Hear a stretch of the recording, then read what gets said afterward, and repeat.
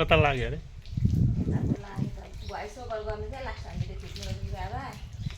voice over के हो voice न भोइस ओभर त्यस्तो गरिँदैन हामी जे छ त्यही हो खोर बनाउन गाह्रो रहेछ हौ साँच्चै भन्नुपर्दा धेरै गाह्रो रहेछ यो माटोले लिपेर गर्ने चाहिँ नि झन् कुरै नगर्नु बहुत गाह्रो त्योभन्दा बरु प्लास्टर त्यो सामान्य ढलाइ गर्ने त्यो बेस्ट रहेछ म मेरो अर्को खोर चाहिँ ढलाइ गरेरै बनाउँछु म अहिले चाहिँ म माटोमा बनाएको यो पहिलो खोर चाहिँ होइन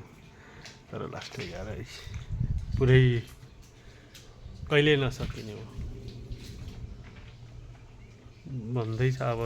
यो नसुकिकन कुखुरा हाल्न पनि नपाउने सुक्न पनि कति टाइम अनि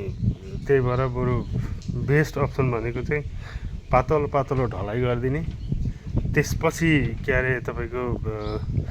उयोहरूलाई मार्नलाई फेरि अर्को कुखुराहरू हाल्नको लागि पनि छिट्टै खोर तयार पनि हुने अब यसमा कुखुरा निकालिसकेपछि फेरि धेरै टाइम माटोमा होल्ड गर्नुपर्ने कुखुरा हाल्नको लागि त्यस्तो समस्याहरू रहेछ होइन